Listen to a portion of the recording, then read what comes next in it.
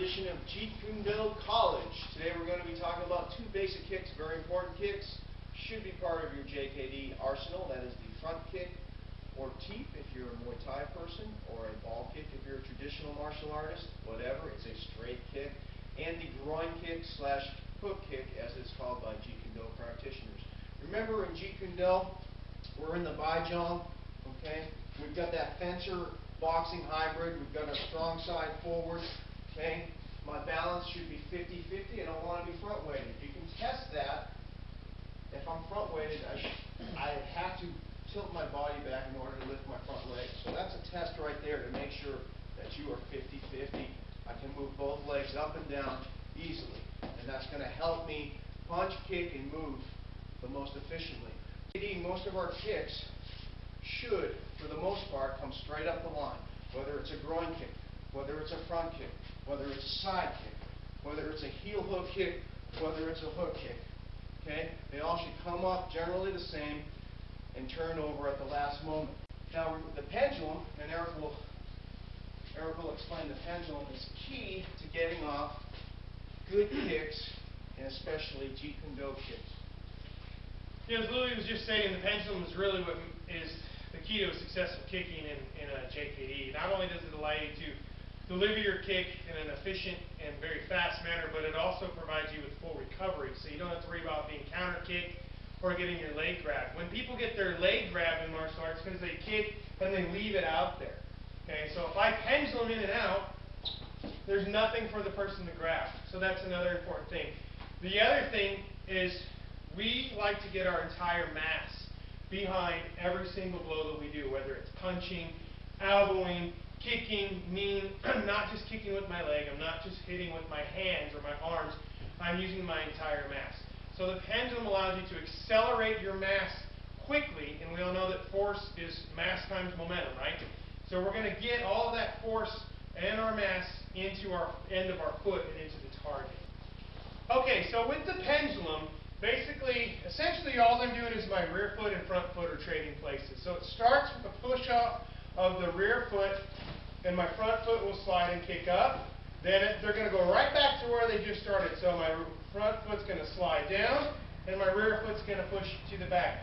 Now, we don't want to really let these touch like this. You know, we all seen a pendulum like a grandfather clock or those swinging balls on people's desks. That's essentially what it is, but without the actual touching, if we can. We want to have this foot move literally like the rear foot's pushing the front one away. So straight up, straight back. If you can see the marks here, we'll do a close-up. You can see that my rear foot and front foot are trading places. The other things we don't want to do, we don't want to make them two motions. It should really be one motion like that. What I see a lot of my new students do is they slide the rear foot up, they stop, and bring the front foot up. Now that momentum that we just talked about is lost into the floor when the motion stops here. The other one, we don't want to cross-step. I know a lot of other arts, when they kick, they will literally cross-step out this way and then finish the kick. Okay, we never want to cross-step in this art. We have very few rules that are set in stone. That's one of them. So you just, again, swing the rear foot up, front foot down. Rear foot up, front foot down. Okay. I learned a drill from Sifu Kent when I first started teaching kids. A lot of them had a really hard time getting the pendulum footwork down. So he showed me a quick little drill to help teach beginners. And it's kind of an exaggerated movement. So what you want to do, if you have a person, if you can't get this, just kind of lean forward on one foot, on your front foot, okay? As Louis was saying, we don't want to be forward weighted or ever leaning like this when we're actually training. But this will help you get the pendulum down. Now I'm going to lean backwards, and I bring my rear foot down and kick my front foot up. Then reverse. Forward, back, forward, back, forward, back. Pendulum, right?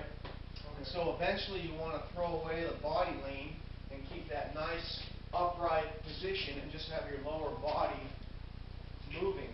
Okay? So that's just a training drill. So it's an excellent one. So next we have the groin kick. Okay? We went over the straight kick. It's pretty self-explanatory. Try and maintain a fighting measure. If not, bend your knee a little more. All kinds of targets. And Eric will explain the groin kick. The groin kick is one of our most essential tools in Jeet Kune Do and is one of the most useful. Because most other fighting arts now have evolved into sports. We're talking boxing, Thai boxing, wrestling, jiu-jitsu even, judo. And they have a habit of leaving the groin wide open and exposed because that is not a legal target in their sports. So we want to focus on that if we're fighting in the street, we're fighting for our lives. Not to mention, we all know how sensitive the groin area can be. So, like we were saying, and like Louis showed with the ball kick or front snap kick, we're going to start and stop in the same motion. Baijiang position, pendulum forward, the leg comes straight up the line and down again. Okay, the key to getting good power on this kick is I have to get my knee through or past the target quickly and faster before my foot. And I'm not kicking on the surface, I'm kicking above the target. I'm thinking I'm kicking up here, even though the pad's down here. I got a lot of beginners, a lot of kids especially, they come and they just touch the pad. Okay? Yeah, that might actually hurt somebody in the groin, but I want to crush this guy's spirit with my groin kick. I want him to crumple into a ball on the ground and not want to pursue the attack. So, again, pendulum up, knee comes up and above the target, and pendulum right back down, just as fast as you started. Okay, so we're here.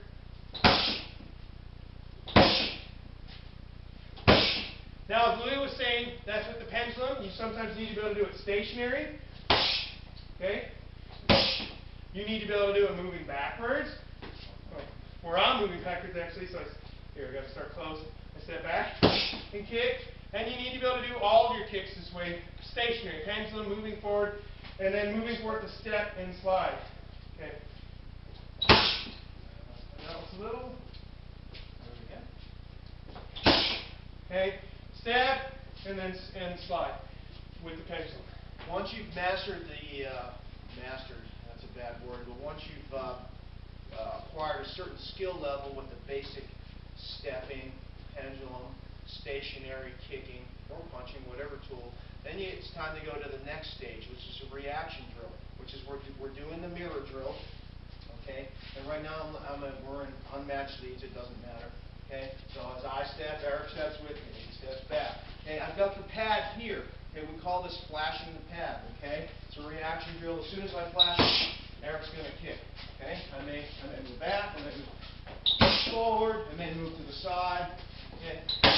The feeder should always be using good footwork. I should have my other hand up, or if I have sometimes, you know, you have two pads, you can keep them up. But I'm fighting too. Eric should never kick and then drop his hands and then walk away. Okay, the drill is on. That's why a good training partner will keep his partner alive. If he drops his hand, I'm going to hit him. Okay, he leaves his groin open. I'm going to kick him in the groin, not hard, but just let him know that he's open. Both of us should be training each other. Okay, so once again, we're moving. He's keeping the fighting measure. Okay, I flash the pad. The next thing we do is, as Eric was saying, I'm a Thai boxer. We've had a lot of Thai boxing training. Okay, we know it from the bottom to the top. I fought Thai boxing. We had some good Thai boxing coaches. We love the art, and as Eric said, it is a sport art. They leave the groin open. So what do we do if we see a Muay Thai guy? He's squared up. He's coming at us. Okay. Well, first of all, he's got to cross that fighting measure in order to get his tools off, except maybe the teeth. Hey, that's the longest weapon that they have. He may be able to reach us with that, but still, generally, they're going to want to get that rear tie kick off, land, but they've got to cross that fighting measure that Eric is maintaining. Okay? As soon as I step on that threshold of that fighting measure, Eric should snap me with a mighty groin kick. Okay? Okay? And if that doesn't end the fight, then at that point you can follow up, and you can add onto your drills. You have follow-ups. Okay? You can also do it where he goes off of my kick, right? Okay? As soon as I move, as soon as that kick comes, or I quick switch, I can do it off of a punch. No matter what I do, right? Okay?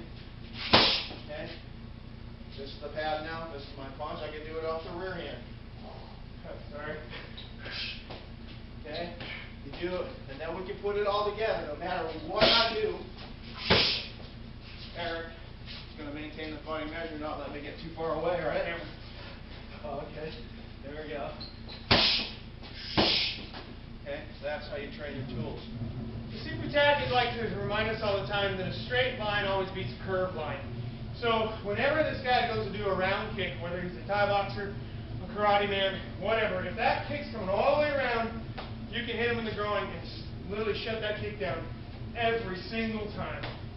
And that's, you know, I'm sorry. No, no. Even if a lot of Thai boxers have really tightened up their kicks and they're coming straighter now up and on that Thai kick, it's still not as fast as that perfectly straight kick up the middle. So even with that modified, you know, you have guys doing the banana kick, you have guys doing like a JKD hook kick. That groin is still open.